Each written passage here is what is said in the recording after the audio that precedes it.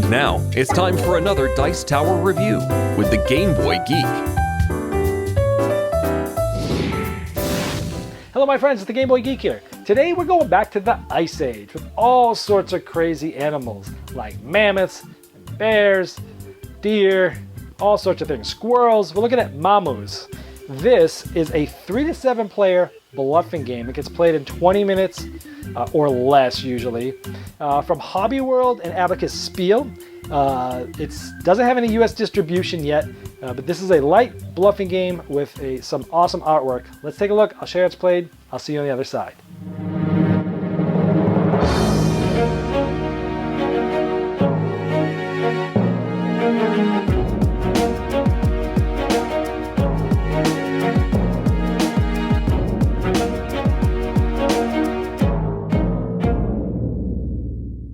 This game has adorable artwork. Look at that. We have a mammoth on the left, we have a blue bear, we have a deer, saber-toothed tiger, the crazy bunny, the squirrels, the gophers, and the mice.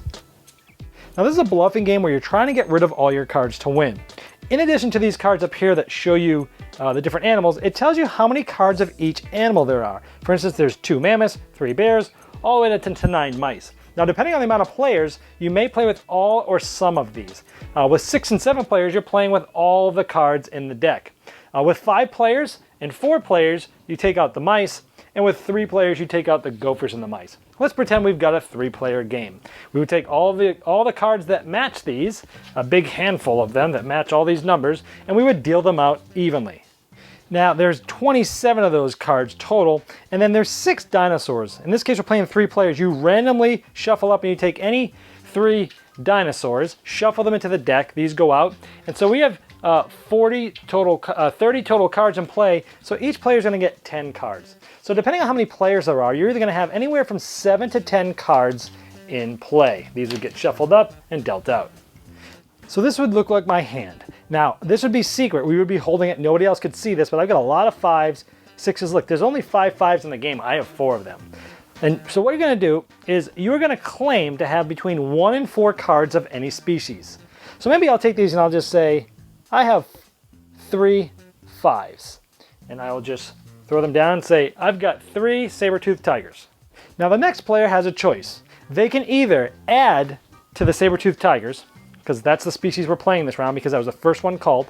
Now these are kind of in front of me, not necessarily in the middle. They can either say they have saber-toothed tigers, between 1 and 4 of them. It's always between 1 and 4. Or they can challenge me. Now let's just say that they say, well, I have 2 saber-toothed tigers. And they put it there. So we know that somebody's, let's see, if that's true, that means all of these are saber-toothed tigers. So then it gets to the third player. And they're going to say, I challenge. They're going to challenge the last player that played. So from the cards that they're challenging from that player, they would pick any one of them. It doesn't matter how many cards they've just most recently thrown down. They're going to pick one of those cards. So let's say they pick this one. They go, I challenge you. I don't think you have saber-tooths. Boom. Oh, it was a saber-tooth. This person was telling the truth. So the player that challenged lost the challenge. They would take all of the cards in the entire herd. That's all the cards played that round. They would take all these into their hand. Now, and then the next player would start. Now, what if they challenged and they flipped this card over? Ooh, they caught that person in a lie. So the person who was challenged now has to take all these cards in his hand like that, and then the person that correctly challenged gets to start the new round. Now, if any time any player has all the cards left of a species, so there's 5 cards, 5 there, they put them up here, and this species is pretty much extinct. And so as the game goes on, these will get extinct, and there'll be less and less cards. So when that challenge happens, one of 3 things happens. Either they're telling the truth and the challenger loses, takes the whole herd. The person who is being challenged loses, meaning they were caught lying, they take the whole herd.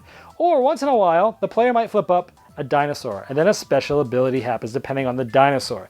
This dinosaur is the T-Rex. Basically, every card gets removed from the game in this herd, except the dinosaur. They pick this up and they put this in their hand, and all the rest of the cards would get extinct. So they would basically get put out over where they are. And so now this means is normally whoever had 4 cards of the deer would go extinct if they had 4 in their hand, where now, because of that T-Rex, there's only 3 out there. So if anybody has all 3 deer, they would get placed here and they would get extinct. So the T-Rex kind of messes with things. Here's the special abilities of the other dinosaurs. If you pull this one up during a challenge, you get to say who takes the entire herd. Awesome. This one is you take the entire herd and you deal it out 1 card at a time to every player randomly. This one is you, because it's pointing at you. When you pull this card, you have to take the herd. So that's not a dinosaur you want to take if you're challenging. This one is the player before you has to take it. So if you throw a card down like this face down, and the next person challenges you and flips this up, you're the one who has to take this. So you don't want to get caught by putting this down. This one is that entire herd stays on the table face down.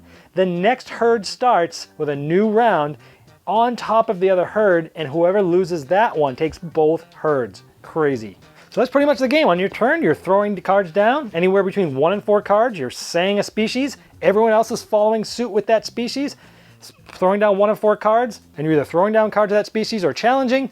I showed you what happens when it challenges. First one to run out of cards is the winner. All right, there is Mammuz. Now, I first played this game at Dice Tower Con. The hipster of all hipsters of games, Z Garcia, brought it to the table, and we played it, and I liked it. I thought it was pretty good enough to buy it. Now, it doesn't have US distribution, so I had to buy it off Amazon DE. I think it was only €8, but then of course it's a lot of money to ship it over. So I ended up just buying it like in a big order that had a bunch of games from Europe that I can't get here. So it came, and man, the more and more I played it once I got home, we love this game. This is a great light bluffing game.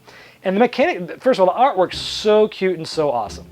And then that aspect of you can only put 1 to 4 cards down of a certain species, and everybody else has to say that species and do 1 to 4 or challenge. It's like got that liar's dice kind of feel, or Perudo. And I love how like when you bluff, it's really cool because it's like I could be bluffing and say 5 saber-tooths, put down 2, 1 dinosaur, and 1 something else, and it's like, man, I've got a 50% shot that even if someone challenges me, I'm gonna get through scot-free. I got a 25% chance that he might get that dinosaur, and maybe I know that special ability is going to make him take it anyway. So it's really fun because it encourages you to bluff quite a bit, and you got a good chance of making it out. And I love how once somebody has all the animals of something and it gets extinct, it shrinks the game down, and it just like scales it down, and the game gets more and more intense. You're trying to get rid of all those cards. It's simple. It's easy. There's no crazy mechanics. It's just fun. It is a fun bluffing game. And I don't even love bluffing games, but lately I've been liking them more and more. So for a gamerish type or even a family type light bluffing game, I just reviewed also a bluffing game called Bad Beats. That was a micro game. It had 15 cards. That was an excellent family style, super light bluffing game. This one's got a little bit more thinkiness to it, but it's still considered light. So if you like bluffing games, if you liked Coup or something like that, this is lighter than that. But those mechanics of bluffing and pressing your luck, mixing together, this game is awesome. Thanks Z Garcia for showing this one to me. Pick this one up. If you're ordering games from Europe, look for this one on Amazon.de because it's worth it. That's Mammuz. Thanks so much for watching the Dice Tower videos. Find more great videos and reviews as well as our top-rated audio podcast at Dicetower.com. You can also find other great shows at Dicetowernetwork.com. I'm Eric Summerer, and you've been watching The Dice Tower. The Dice Tower is sponsored by Cool Stuff Inc., where you can find great games for great prices. Cool stuff in stock. Check them out at CoolStuffInc.com.